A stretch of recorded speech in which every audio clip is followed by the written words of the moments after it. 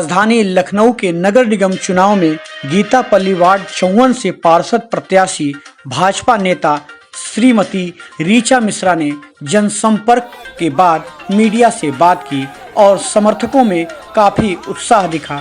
साथ में जनसंपर्क में साथ साथ चलने वाली महिलाओं ने कहा कि ऋचा जी इस क्षेत्र का विकास करेंगी और हमेशा से सामाजिक कार्यों में बढ़ चढ़ के हिस्सा लेती हैं, इसलिए उम्मीद है कि इस क्षेत्र का संपूर्ण विकास होगा।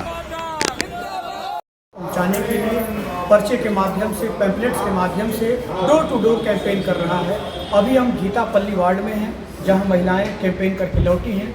भारतीय जनता पार्टी की पार्षद प्रत्याशी ऋचा मिश्रा जी हैं, जो लगातार लोगों से जनसंपर्क में हैं। उनके साथ बहुत सी महिलाएं कैंपेन में जुड़ी रही, क्योंकि उन्होंने लगातार कोरोना काल से लेकर कई सामाजिक कामों में अपने आप को समय दिया है। आइए बात करते हैं कि किस तरह का माहौल है गीतापल्ली वार्ड का और किस तरह का सहयोग मिल पा रहा है। जी, आपका क्या नाम है? मैं मंजू अवस्थी जी, पार्षद प्रत्याशी बीजेपी की श्री ऋचा मिश्रा के साथ में, श्रीमती ऋचा मिश्रा जी के साथ में जैसे प्रचार में उनके साथ चल रही हूँ, लोगों की समस्याओं को देख रही हूँ कि किस तरह से गलियाँ बहुत ज़्यादा गंदगी फैली हुई है, सीवर किस तरह से बह रहा है और काफ़ी परेशानियां देखने को मिल रही हैं। लोगों में आक्रोश भी दिख रहा है कि जो यहाँ का पार्षद प्रत्याशी है वो कुछ भी नहीं करा रहा है और कैसे हम अपनी बात पार्षद तक पहुँचाएँ, जैसे बात हमारी ऊपर तक जाए और लोगों को इस परेशानियों से हम लोग मुक्ति दिला पाएँ। आप तो आम जनमानस तक पहुँच रहे हैं, भारतीय जनता पार्टी की बात पहुँचा रही हैं, साफ सफाई और स्वच्छता और महिला सशक्तिकरण को लेकर भाजपा हमेशा से सहयोग कर रही है, मुखर होकर बात कर रही है।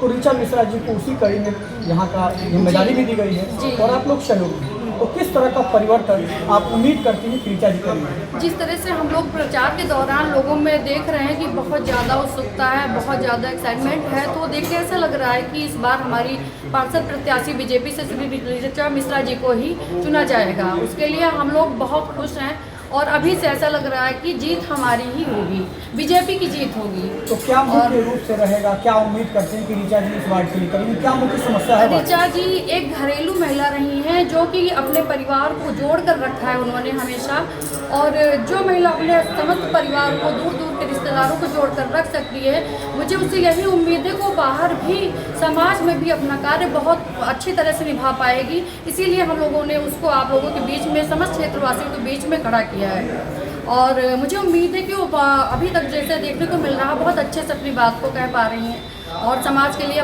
कुछ करना चाहती हैं। तो हम लोग चाहते हैं कि वो समाज के लिए करें, जैसे उन्होंने अभी तक परिवार के लिए किया है, वैसे अपने परिवार को समझकर, समाज को भी अपना परिवार समझकर वो करेंगी। महिलाओं को भारतीय जनता पार्टी किस तरह से सहयोग कर, मतलब उनको उनके जीवन में बदलाव कर रही है? बहुत बदलाव कर रही है सर। जिस हिसाब से देखा जाए आज तक जितनी भी पार्टियां आई उतना महिलाओं को सम्मान नहीं मिला, और आप लोग भी जानते हैं, न्यूज़ भी सुनते हैं कि महिलाओं के साथ क्या क्या हो रहा है। रात बिरात हमारी बहू बेटियां नहीं निकल सकती थी, लेकिन जब से हमारी ये बीजेपी सरकार आई है, हमारे योगी जी आए हैं, उस टाइम पे और अब हमारी बेटियां सेफ हैं।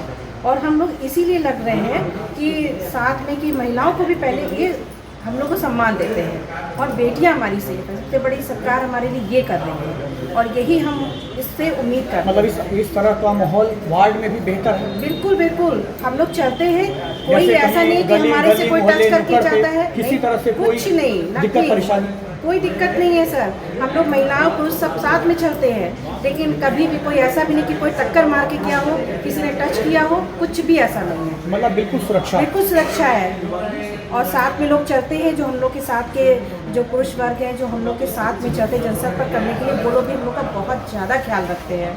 मतलब कहीं ना कहीं इस तरह का एक माहौल बना है। बिल्कुल, पार्टी ने एक माहौल बनाया है, महिला का सम्मान बढ़ाया और महिलाओं का सम्मान भी दिया है। महिलाओं की सुरक्षा के लिए भी बहुत बेहतर कार्य कर रही है और आगे भी करेगी।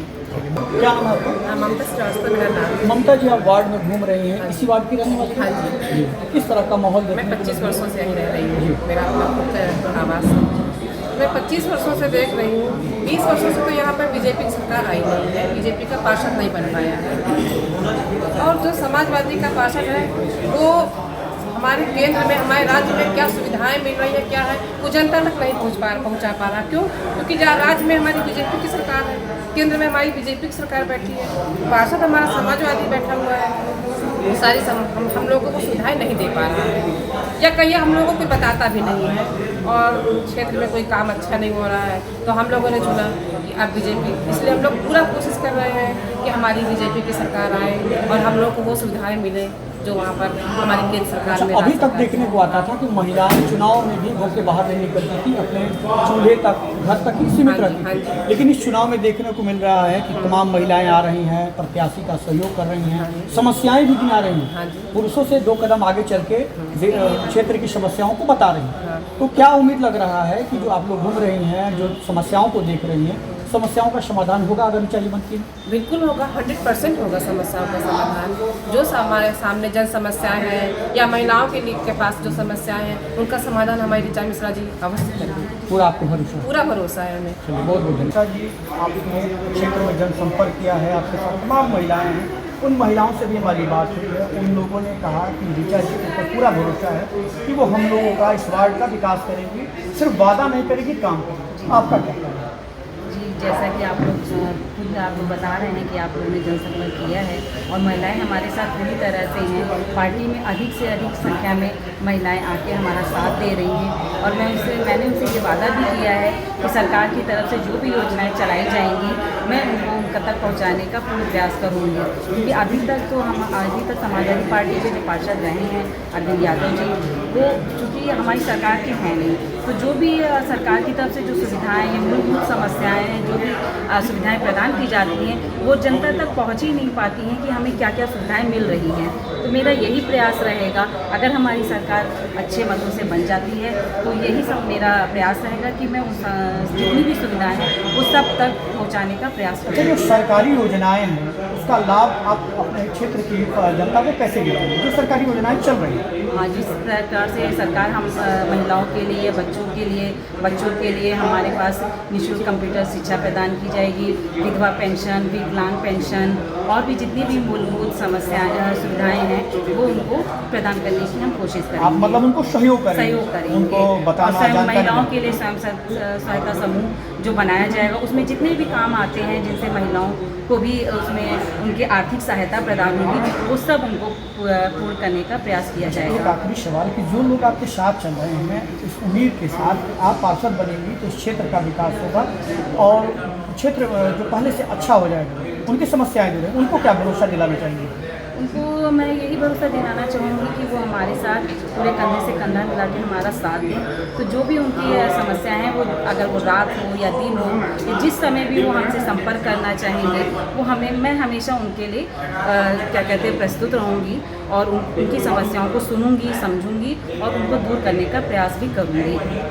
अभी 4 तारीख को चुनाव होने जा रहा है, अपने क्षेत्र की जनता से क्या अपील करना चाहिए? मैं अपनी क्षेत्र की जनता से यही अपील करना चाहूँगी, वो अपने वोट की कीमत को समझें और घर घर जाके वो जितना प्रयास कर सकते हैं लोगों को ये बताएं कि वो वोट को जाके 4 मई को जाके कमल के बटन पे अवश्य निशान लगाएं।